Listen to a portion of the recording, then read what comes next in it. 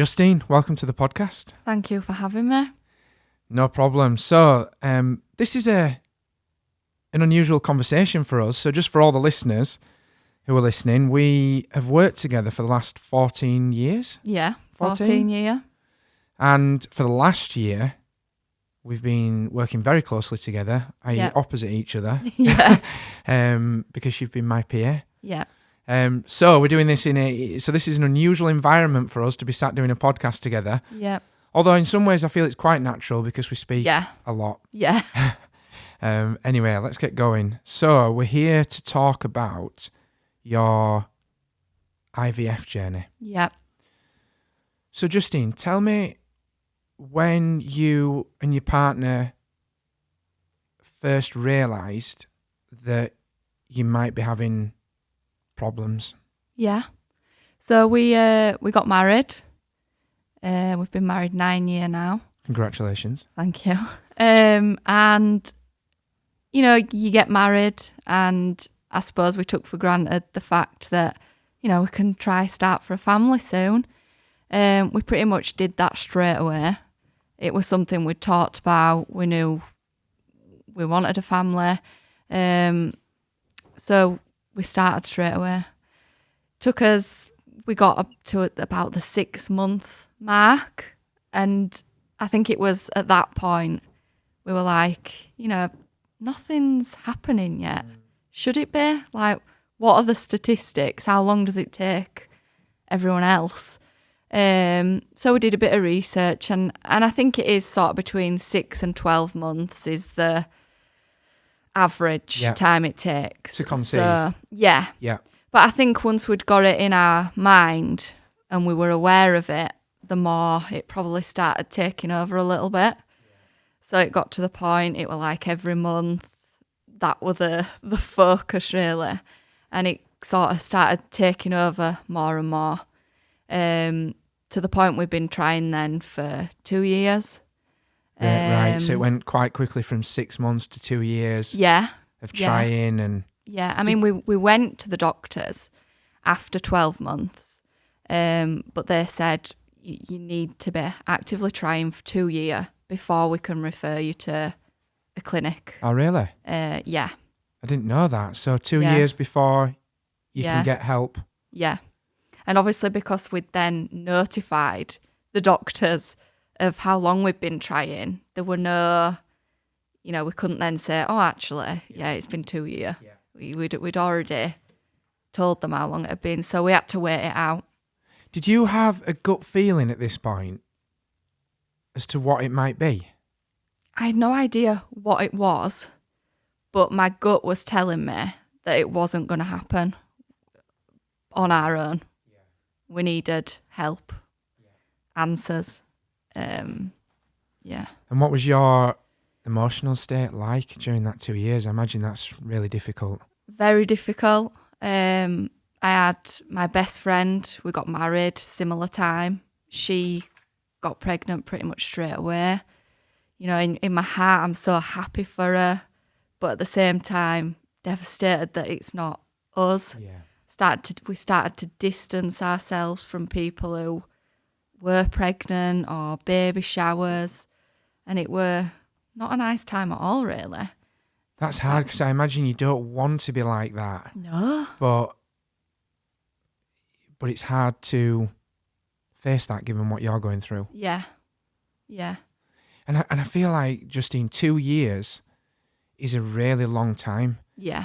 When you're actively trying to conceive and you want to build a family, which has been a dream, and presumably every month you take the test. Yeah.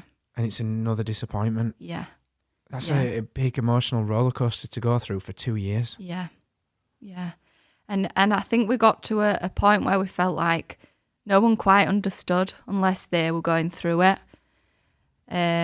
People would be like, you just need to relax. You need to try and forget about it. Maybe something will happen then. But it's not quite as easy as that. No. Well-intentioned advice, but... Yeah. Hard to take, I imagine. Yeah. So what was the next step then? So 2 years on. 2 years on, we were referred to a clinic, Yorkshire Fertility, in Halifax. So even at that stage, you're going through all sorts of tests as to what might be going on. So I had scans, Danny had tests, and it turned out I've got polycystic ovaries, which people do go on to have natural pregnancies with that. But as well as that, Danny had low morphology, which is the shape of the sperm. Yeah. So that combined was the issue we were having. Right. If it was just the low morphology point, we'd have been fine. If it were just my polycystic ovaries, we'd be fine. But both issues together was making it difficult to get pregnant. And what was it like receiving that news for the two of you? I think in a way, Danny was always blaming himself. I were always blaming myself. So to know that we were sort of both in it together. Oh yeah, you don't and think... we always were like that. I would never have blamed Danny and he wouldn't me, but you blame yourself. So I think because it was an issue with both of us, it made it a little bit easier to take. I think if it was all on me, I'd have just blamed myself. But we were very much in it together. So wasn't great news, obviously, to receive. But as well, we knew that, everything we'd been telling family and friends, like there's an issue, for him to say, actually, yeah, there is an issue. Here's what it is. It was a weight off as well to know that it wasn't all just in our mind. Yes, I bet you felt in some way validated. Yeah. Whilst it's not great news, like you say, a little bit. We had an answer. Yeah. Yeah. Actually, we've got an answer, like you say, as to why this isn't happening. Yeah. I wonder what the chances are of the two of you. Yeah. Having that. I mean, back then, I didn't know a great deal about infertility, IVF. I was on the start of the journey myself. I'd never spoken to anyone who'd been through it. But obviously since then, and when you start talking about it to people, it's so surprising how many people are going through it. Whether that's both sides have issues or one side, it's so common and probably not spoke about enough. No, exactly. And I think you're right. On both sides, it's not spoken about enough. But I also think male infertility is definitely worth highlighting, isn't it? And speaking about, because I imagine that's much more prevalent than is talked about. Yeah. And when you talk about, I suppose this is a question for Danny, but masculinity, what you think you should do as a man or you should be as a man, it's difficult to take that news, I imagine, and readjust to that. Of course, Even though it's nothing of your doing, obviously. Yeah, you can't help it, can you? No. But I think it's the same for a woman as well. Of course. Like a woman, you think, my body should be able to do this, and when it's not happening, you almost feel like your body's failing you in a way. Like, a woman should be able to create a baby and carry a baby, and when it's not happening, it's devastating. Did you feel any anger? Yeah, but you start questioning yourself, like, is my diet good enough? Should I have done things differently when I was younger? Should I exercise more? You question everything and you blame yourself a lot. I imagine during that 2-year period as well, when you've got some advice coming in of relax, it'll happen, and you will have gone down every avenue almost, won't you? Like you said, diet, more exercise, supplements, time of the month, whatever it could be. Yeah, everything. Which must be exhausting though. Yeah. Emotionally exhausting. Yeah. And then there's no real escape from it either. You look on social media, there's pregnancy announcements, by the 2-year mark, it definitely started to take its toll on both of us because it were just everywhere. So I think once we were referred to the clinic and we started getting answers, it actually felt like things were starting to move. I think, yeah. I mean, even when we got the answers from the clinic, it's not, this is the problem, let's start you on a cycle of IVF. There's still a process before that. So, yeah. We'll come back to the clinic, but just before we do, so during the end of that 2 years, just give us a pen picture, Justine, as to what you're like day to day. What do the weeks look like? Yeah. When you and Danny are going through this private thing, which I assume you've shared with some people, but not everyone. Yeah. It'd be just a close circle, I imagine, who know what you're going through. Yeah. What does your emotional state look like, and how are you week to week, month by month, as you're going through this? Yeah. What you like at work, what you like with your friends? Have you changed as a person? Definitely changed as a person, and not for the better. I turned into someone I didn't recognise. Really? Yeah, just constantly anxious, not knowing what the day is going to bring. Is someone going to announce they're pregnant? How do I react to that? How do I hide how I'm feeling inside? I'd have a big smile on my face, congratulations, but inside, it were horrible, heartbreaking. We just wanted that to be us, and it felt like it were just never going to happen. And I think at that point we started to accept it might not happen, and that was a horrible feeling. Became quite there were almost a jealousy when you saw it, and that's not me as a person. I'm not a jealous person. I'm not, but you would see it and you'd feel angry. Why was it so easy for them to get pregnant and it's so difficult for us? And I'd hear that voice in my head, and I'd be like what's happened to me? That's not me. I don't want to be that person. I don't want to be that person. But that's how I became. When you went to the clinic after the 2 years, you start to get answers as to why that's been the case, where there's a shock to take the news, but some validation and some relief, like you said. Yeah. What does it then look like, Justine, after that? Or what did it look like for you?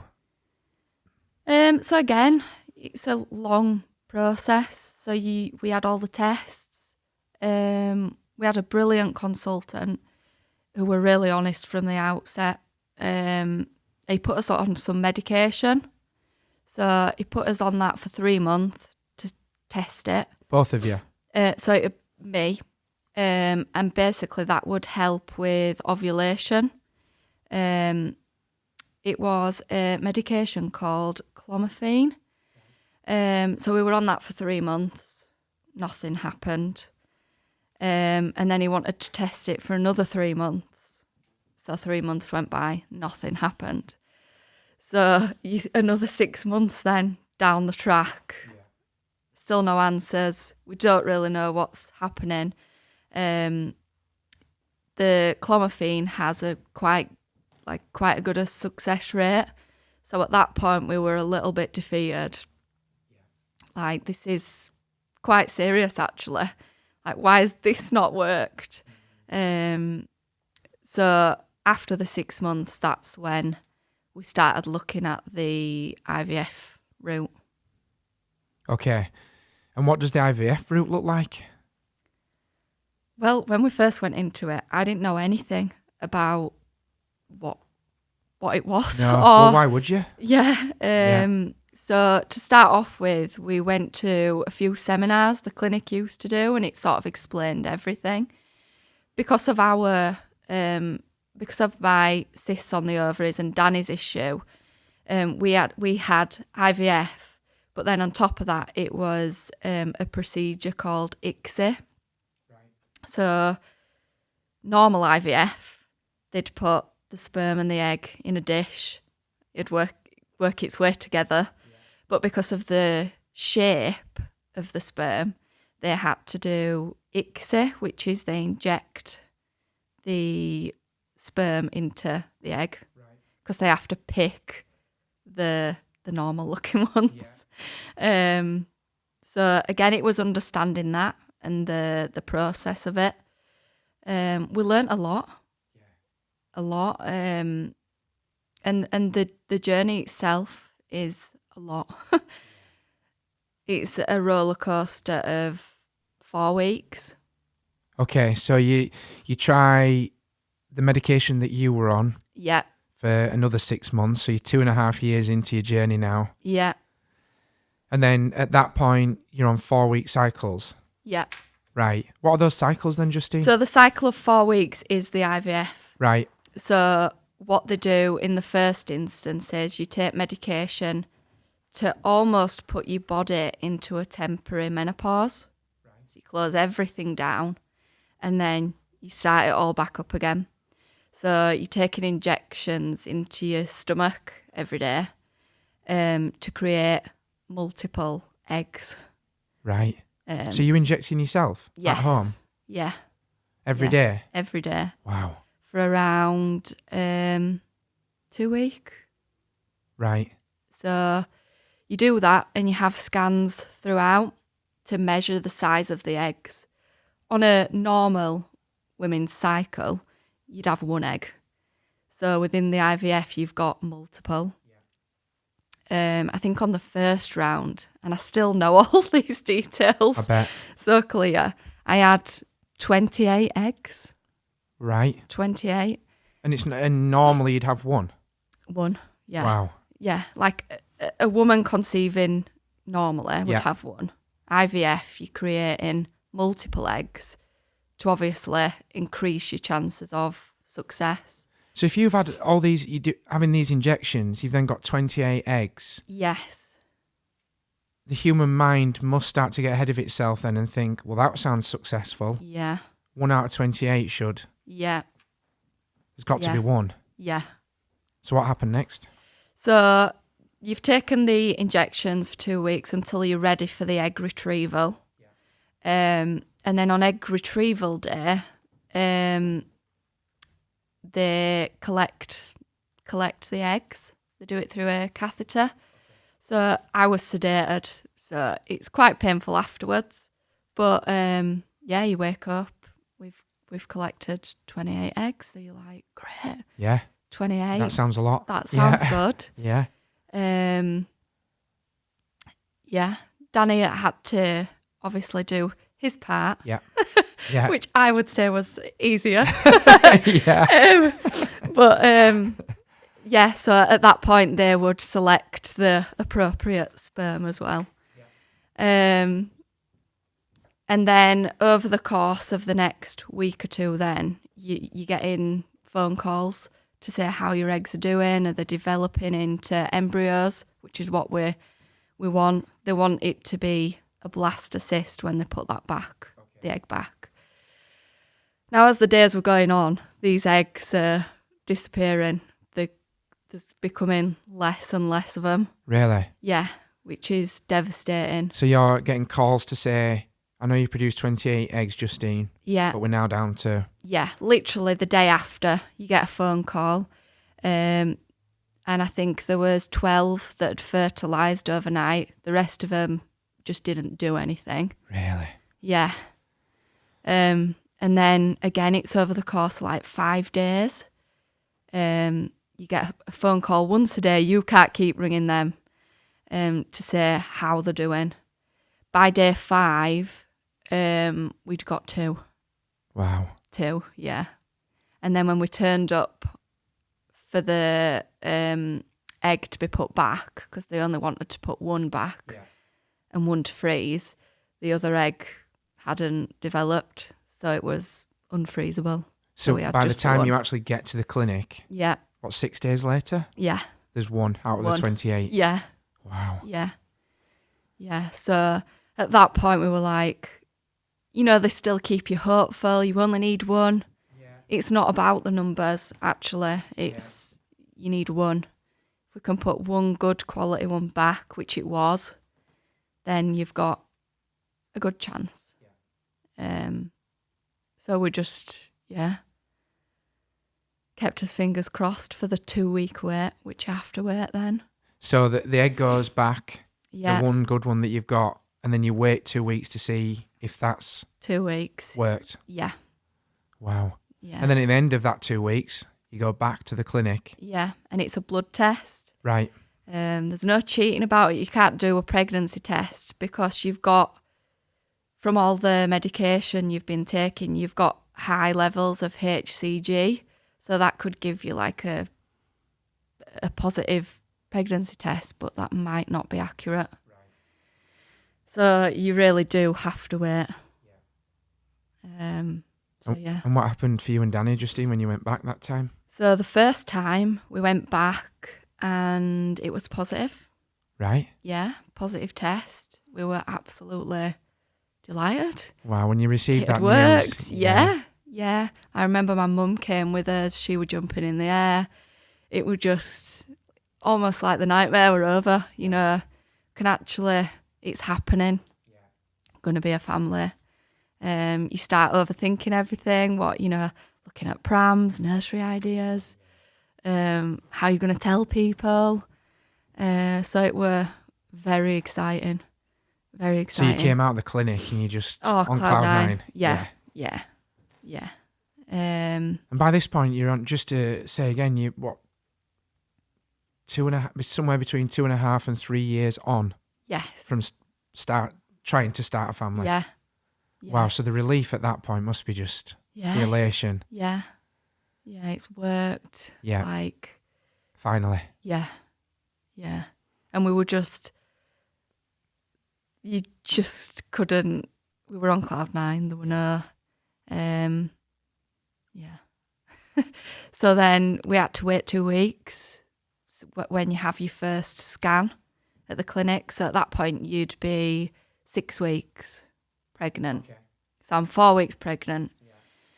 So the next 2 weeks were just the best 2 weeks ever. You start looking, as I say, nursery ideas, clothes, wondering what gender, names, everything. It's so human nature, Justine, isn't it? I mean, you do it if you're lucky enough to conceive naturally. Yeah. You do the same thing. You're well ahead of yourself, aren't you? Picturing the family portraits and the rest of it. So so natural. Yeah. So we went to the clinic for the 6-week scan. Obviously, still really nervous about it. Because it's the first time we're going to see the little baby on the screen. And I remember it was just me and Danny in the room. My mum had come with us because she was just super excited. And there was a fertility nurse scanning us. And she went really quiet. We were like, is everything okay? And she's like, I just need to get the consultant to just come and have a little look. So at that point, your heart's like beating, what's wrong? Is something wrong? And they'd looked and it was just a sac. There was no heartbeat. And they were hoping to see a heartbeat at that point. So as you can imagine, the shock, we thought we were just going for the scan. We were going to see it. We're going to be a happy moment. And we were told it's 50-50 at this stage as to whether it's going to develop into something. It can still happen within the next week. But if you come back in a week and there isn't a heartbeat, it's a miscarriage. So there's just nothing, it's not developing. So that were really hard. Can't imagine. Yeah, really, really hard. We were just devastated. And for the next week, it were almost like we were sat in a waiting room. Yeah. Every trip to the toilet, you looking, is there going to be blood? Is there, what's happening in there? You just wanted to know. You just wanted an answer either way. The not knowing was just horrible. Yeah. I can't imagine what you went through. I can't even envisage how you continue with normal life. Yeah. How do you go about your day to day and work, shopping, living? Yeah. With that. I mean, we almost wanted to just close the door, not let anyone in, and wait a week till we went back. I was lucky, obviously. I was at Howarths. I was allowed that time, the week. I think you guys knew. It was almost impossible for me to focus on anything else. I wouldn't have been able to give work my all. Even getting up on a morning was just, it's all I thought about all day, all night. Didn't sleep, didn't eat, didn't want to speak to anyone. Yeah, it were a horrible time. You're in a period of like high anxiety at that point, aren't you? Yeah. Unlike yourself, would you say? Again, are you into a sort of version of yourself which you don't recognise? Yeah. I almost felt like a shell. Yeah. Like I didn't recognise myself. Even Danny. You know, Danny's the most positive person I know, but he was defeated, and rightly so. So yeah, it was tough, but we had each other. And we always did throughout. It was, yeah, we both were in the same position. And it were almost like Danny were the only person I had who did understand, because it were just us. Yeah. So you went back? Went back, yeah.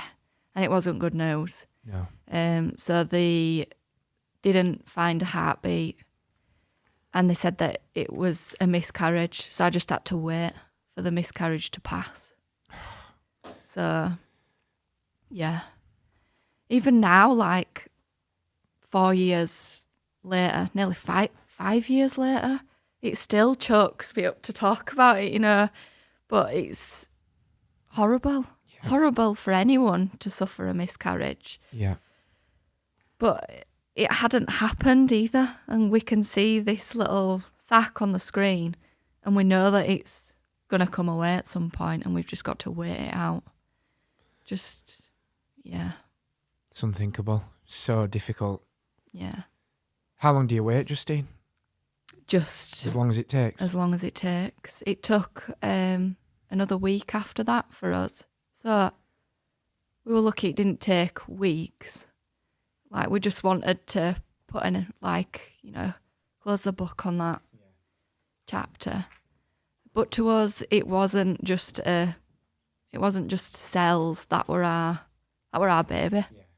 And although to like other people, they're like, yeah, but it's early stages. To us, it were everything. And we wanted that one, you know, and it just wasn't there. So, in terms of how the process goes of IVF, does that then close the chapter on what you'd call a round of IVF? Yeah, because we had no eggs to freeze either. So it was, So that's one round of IVF complete. Complete. And it was the only round we could get on the NHS. So I was going to ask that. How does it work? So you got that round? So that was, funded by the NHS. I think to get the funding, you've got to have no previous children, either together or in another relationship. And you just get the one round. It's a little bit of a postcode lottery because elsewhere in the country, others can get up to 3 funded on the NHS. Wow. So some people, you know, I was part of forums back then. People would relocate, you know, just to be able to get the funding because it's not cheap. Wow. It doesn't make any sense, does it? No, and we didn't understand it. Like, why is it not everywhere gets 2 rounds? Or I'm not sure how it's worked out, but. So for you and Danny now, you're nearly 3 years into the process, presumably about 3 years. Yeah. How do you pick yourselves up and go again? Did you always think, if the first round doesn't work, we will go again? Yeah. Or, you always knew that? I think the fact it worked, we knew it could work. Gave some hope. Yeah. When we spoke to the consultant, they were like, I know it's horrible, but at the same time, you know that you can get pregnant. So that sort of gave us a little bit of a positive mindset to think, well, maybe next time it'll work Yeah. and stick. So you go for round 2. So we go for round 2. But again, you've got to let your body recover from it. You can't just think, right, next month, let's go again. You've also got the money to find. Yeah, so now you're paying for it yourself. Yeah, you can't. There's no, or back then there were no, payment plans or anything like that.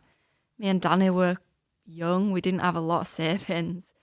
But you're talking back then, I don't know what it is now, £4,500 to £5,000 Per round? per round. Wow. Yeah. That's a lot of money to find. A lot, yeah.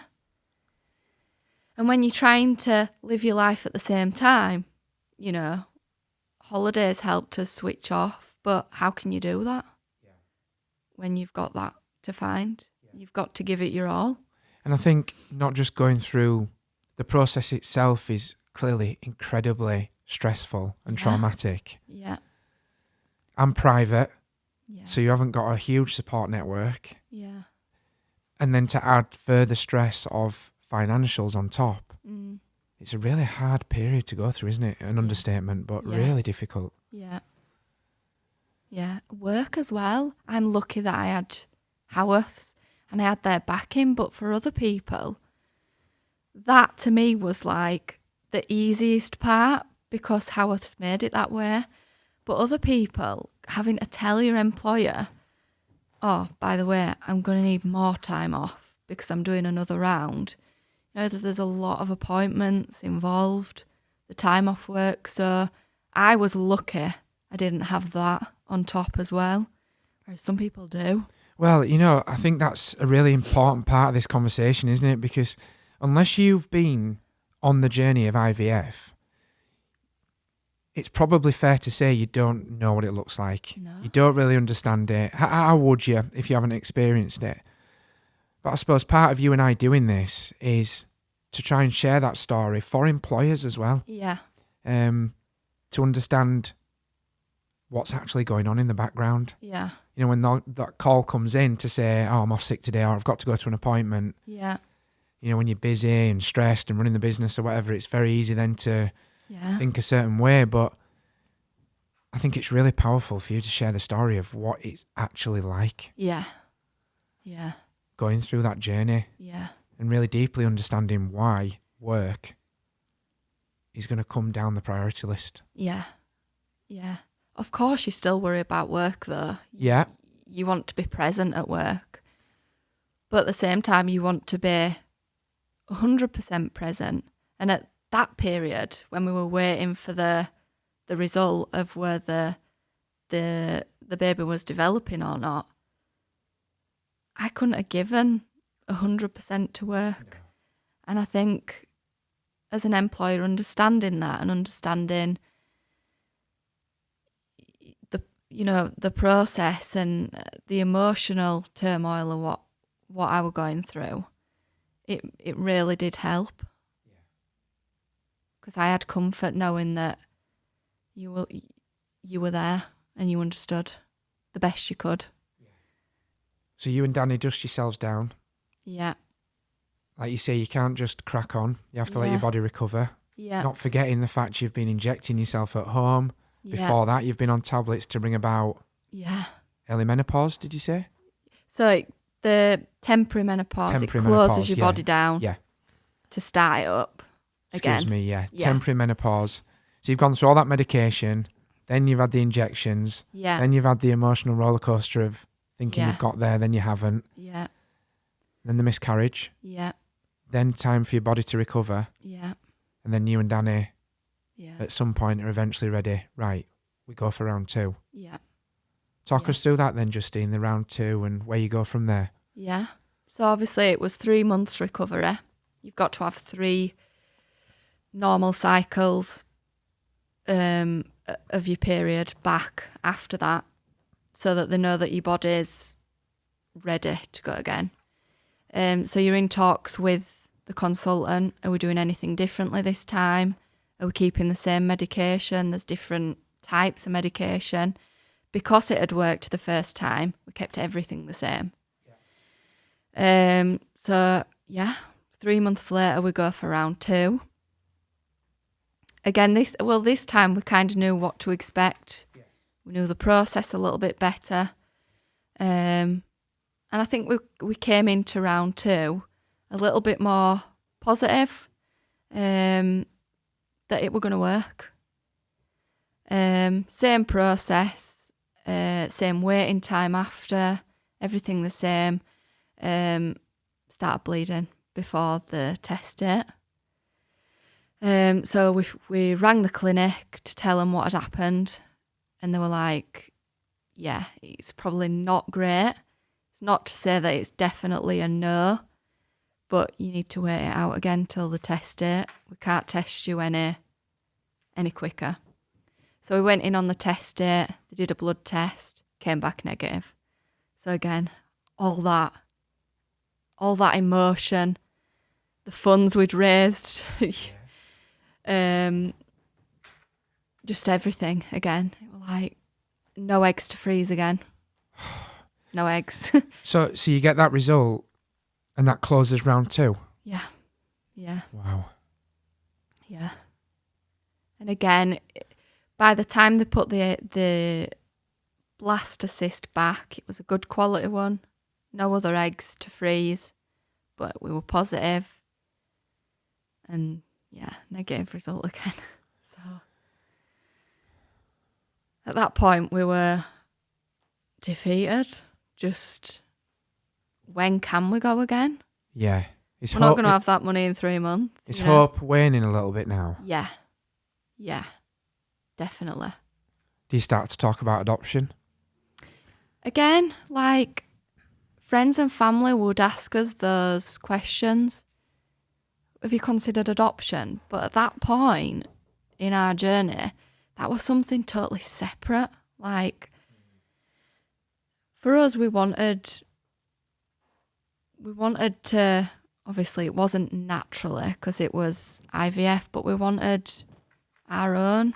We'd seen it on that screen, and I think that were instilled in us at that point, that adoption, maybe later down the line, but where we were then, we just wanted that baby we saw on the screen. Yeah. What? You just reminded me, all the people around you as you're going through this journey, I'm sure are well-intentioned. Yeah. Very well-intentioned. Yeah. But if we can learn anything, what are some of the things that, people say or happen around you that actually are not that useful to you? And I bet you've got a long list of these. Yeah, a lot. When people are trying their best, but they haven't got the language, they don't know how to approach it. Yeah. Or they do things inadvertently. Yeah. What type of things would you come across there, Justine, while you're going through this, by now, 3.5 year journey? Like, you would get things like, oh, it'll happen. You just need to relax. That was the big one. Yeah. People who didn't know. So people who didn't know, even in the first 2 years when we were trying, it were, oh, you'll be next, People would have children and it'd be, oh, when are you going to have a family? And inside the question absolutely cripples you. Yeah. It's like a crippling feeling, and you have to put a brave face on, like, almost. I used to tell people, oh, I'm not quite ready yet. And inside, I'm like, I'm absolutely ready. Yeah. But it's I'm desperately ready. Yeah, I'm desperate, but it's not working. So definitely for the first 2 years, people weren't really aware unless they were close family. Yeah. Once we got on the IVF, I was like an open book, because at that point I was just like, I kind of want people to understand. Well, I was going to ask you about that. I suppose you've got a couple of options, haven't you? You and Danny there. Other than your mum and close family, you keep it very tight. Yeah. But then again, you've got to tell work as well, haven't you? Yeah. Because there's the appointments. Yeah. So that would be another person, if you like, or to tell. Mm. Or like you say, we're on this journey now. You share it. Yeah. Yeah. And that's the route you chose. Yeah. Yeah. It's not for everyone, I suppose. Don't. Yeah. No, and I completely get why they don't. But for me, it was making my mental health worse from not being open about it and people not knowing what we were going through, because you would get those questions. When are you going to have a family? And to me, I came to a decision that I'm going to just be open about it. I'm going to tell people what we're going through. So how did you start answering that question? So in the first 2 years to the question, oh, when are you going to have a family? Yeah. You'd say, I'm not ready yet, and try to smile through it, even though inside you were in a lot of pain. Yeah. After the 2 years, how do you start answering that question? I opened up about what we'd gone through. So from getting married, we've tried, we're now on this journey and it's difficult. This is how I feel. At that stage, I probably wasn't as open as in, I don't want to come to your baby shower because it hurts me inside. Because I had to put a front on for things like that for me, because I had to still be there for friends and family. And although it hurt, I was genuinely still happy for them. I loved them, the friends. And it's a really difficult feeling to explain. It's like a bittersweet, a bittersweet feeling. Because you're seeing them and they're happy and life's going well for them. But at the same time, you're just sad because you want the same. And you've got 2 sisters. Yeah. Yeah. Who have got children, obviously, now. How did they have children in and around this time? Yeah, so my older sister, Lorna, she's got 2. It didn't quite fall.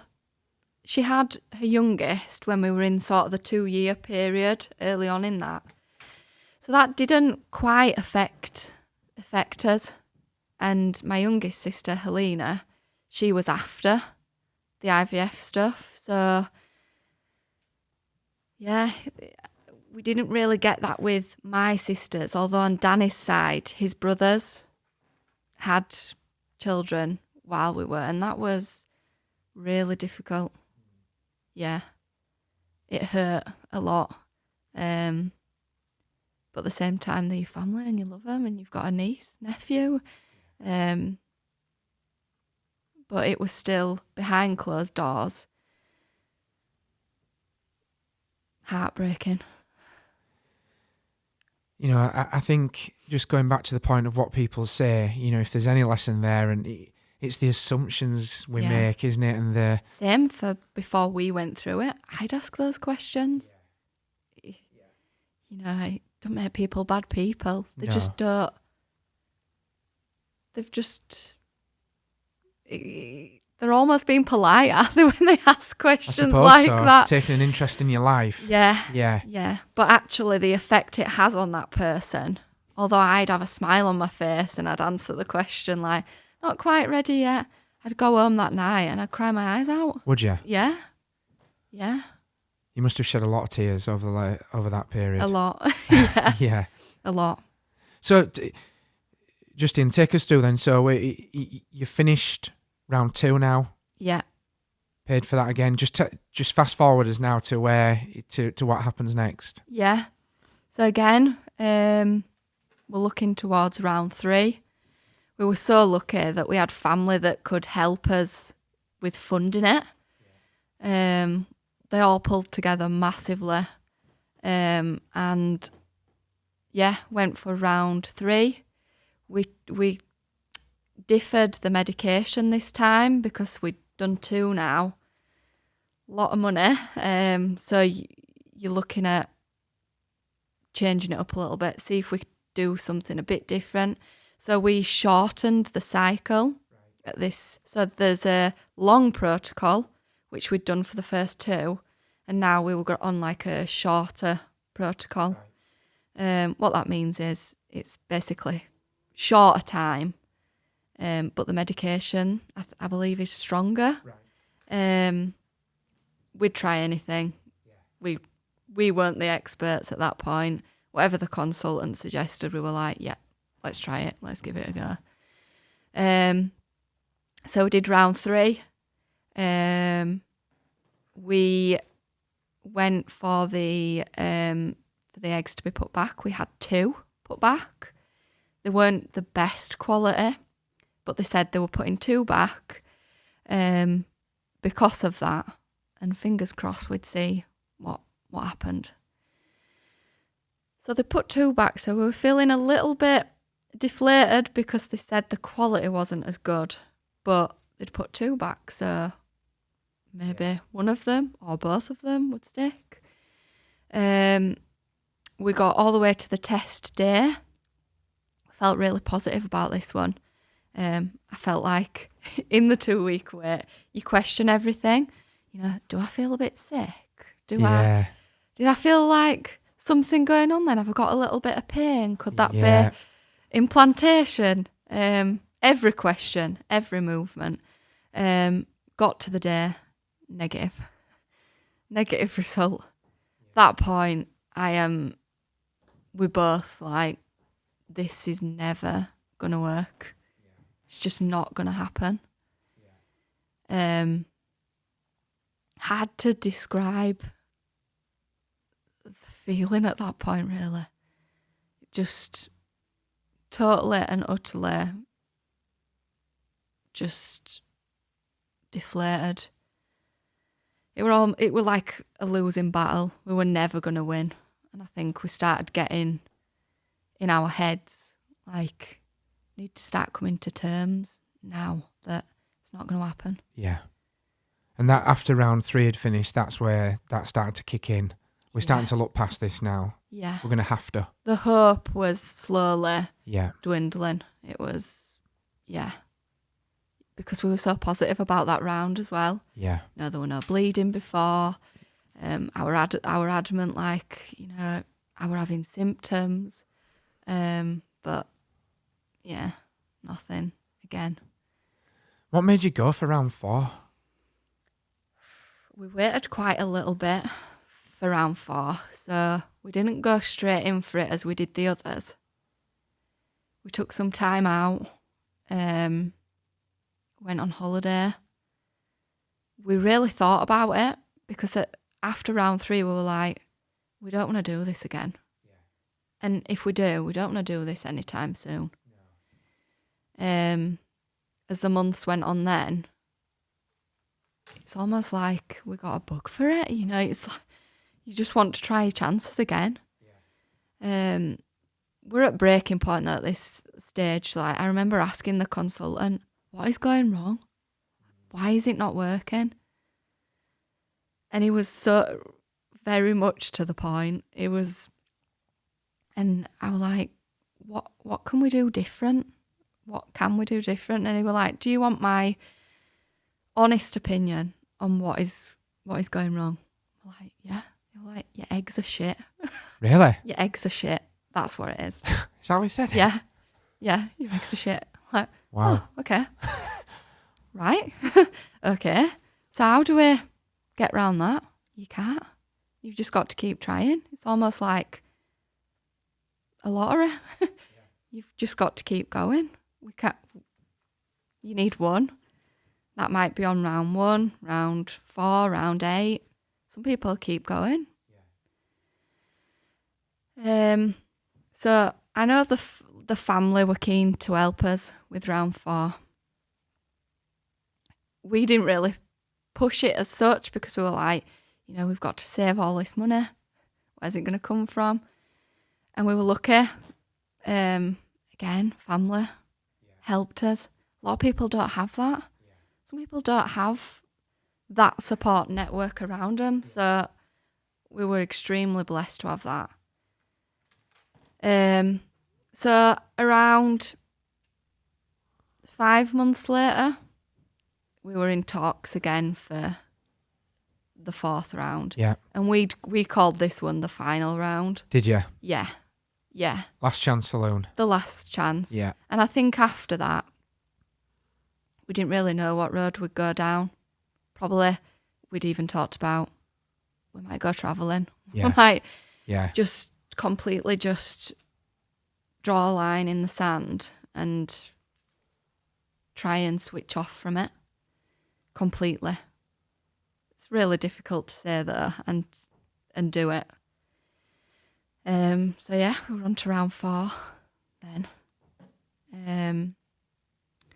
Again, different medication to what we've been on before. And I were an emotional wreck through this one. Danny was so positive, as he always is. Yeah. He carried me through it. Yeah. Yeah.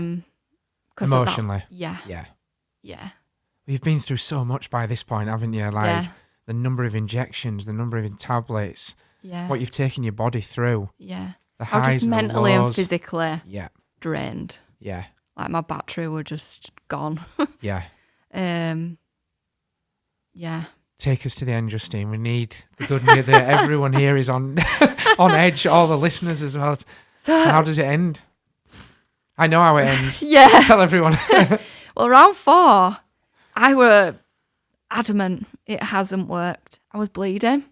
So again, like round 2, bleeding. We went for the result and it was positive. But again, I was bleeding. Yeah. So I was still on cloud 9. But at the same time, I think I had my guard up still. Absolutely. I'm no surprise. Not only are you bleeding, but you're on round 4 and you've had it before. Yeah, I've seen this before. Yeah. It was like a little bit deja vu. Yeah. Until I saw the heartbeat on that screen. I was over the moon, of course, but I didn't quite believe it. I couldn't believe it. So the next 2 weeks, I was bleeding. It started coming very heavy then at that point. I went to A&E to see if they'd scan me. They wouldn't scan me that early. The clinic wouldn't scan me that early.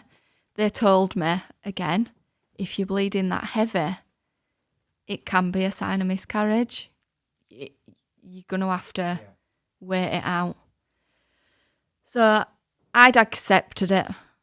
At that point. It hadn't This worked. isn't happening. Yeah. Yeah. We went into the room when it finally got to the 6 weeks and I had my eyes closed. Couldn't open them. I was laid on the bed.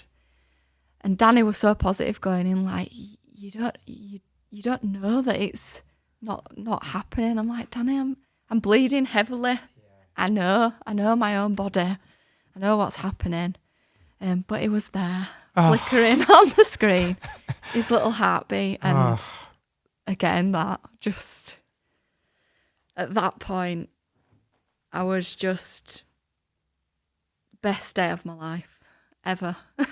Just, yeah. Apart from when he was born, of course. But yeah. Seeing his little heartbeat flickering on the screen, just a little flash of light, was everything. A moment you'll never forget. Never. I should have brought in, I've got all the scanned pictures, literally from being the cell, the embryo, to the 6 week, to the, I think we had a scan at 8 week, 9 week, 10 week, because we were so anxious throughout. But you got there? We got there, and we're so lucky we did, because a lot don't. Yeah. And yeah, so blessed. You and I, 2 or 3 weeks ago, were sat in our room, in our office, opposite each other, as we do, with the computers in between. And I think was it before Christmas? Might have been before, it must have been before Christmas. And you were going to see your son's nativity. Yeah. And you said to me over the desk, I dreamed about this moment. Yeah. For so long. Yeah. And I really did. And you were going? Yeah. Safe to say I cried buckets when I went. I'm nearly crying, so I can imagine. Yeah. What an amazing moment, though, to be sat in the audience of that nativity, looking up on the stage. Yeah. Seeing your son. Yeah. And to see him waving over, and we're so proud of him. Like, it's just the greatest achievement ever. Yeah. And it's all we ever wanted. And people still ask us now, like, do you want, even now after going through the IVF, do you want another? It's like, No. I feel just... In a word? No. No. I've got him. Yeah. And he's everything we ever dreamed of and more, and we don't need it any more than that. Wow. Just like you say, there's lots to be blessed and grateful for, that we're in an age where this can happen. Yeah. That science has taken us this far forward, that can help. Yeah. Conceive and help the journey where there's problems. Yeah. But what a journey to go on. Yeah. Yeah. And it's a journey where at moments you feel like throwing the towel in. Oh, and I'm just sure. Thinking, forget it. But you can't forget it. Because I think once you're on that, it stays with you forever. Yeah. And although I said the 4th would have been our final, I don't know what we'd have done if we'd have done it again. We were just lucky that it worked. And do you think, a couple of last questions, Justine, before we wrap up, do you think there's any after effects of the journey that you've been on? Do you act in any way different parenting your son, or do you see how you've changed as a result of that journey that you've been on? Definitely, yeah. I still have scars, let's say, from that journey. And I think having the awareness that I do now, I would never ask someone that question of, are you going to have kids? Are you going to... Yeah. But also parenting-wise, I think it's just made me appreciate those little moments, like being called mum. When he looks up at me and he calls me mum and he tells me he loves me, it's like, I don't need anything else in life. I've won the lottery there completely. Like, oh, crikey, Justine. I had to swallow then, just to hold back the emotion. Wow. Yeah.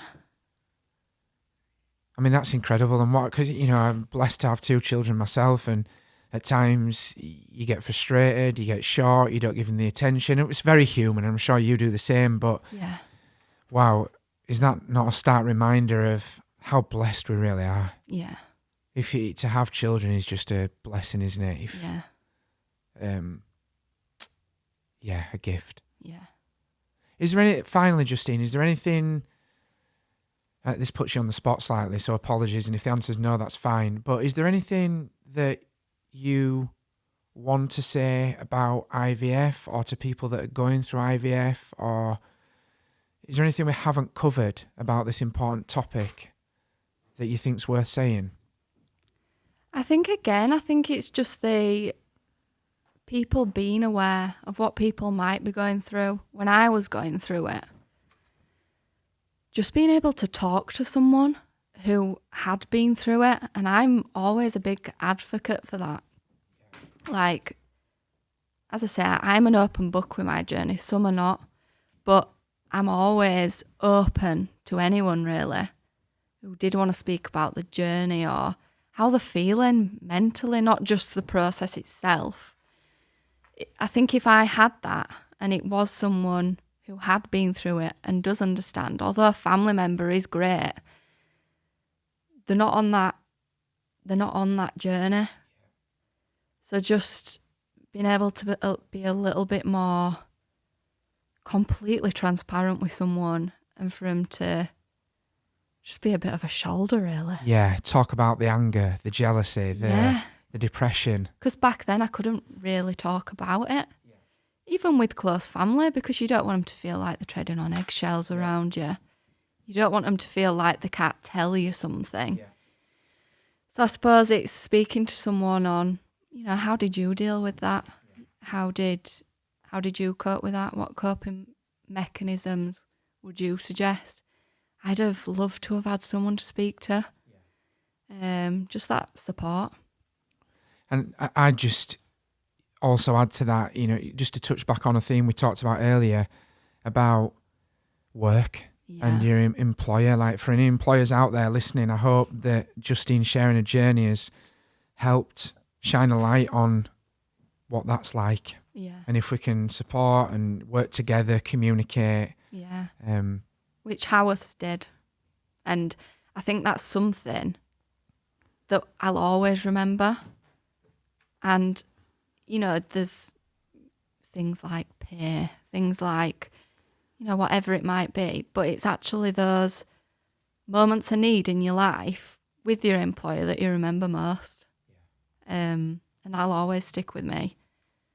So, thank you. That's all. Look, we should finish there. Justine, I don't know what to say. I need to lie down to recover, I think. Thanks so much for your honesty and your vulnerability and your bravery in sharing that. I hope this has helped people out there who want to know more about IVF, are going through the journey themselves, might be starting the journey, have got friends starting the journey, whatever it might be, employers, anyone. You've been so brave and honest. Thank you. Really appreciate it.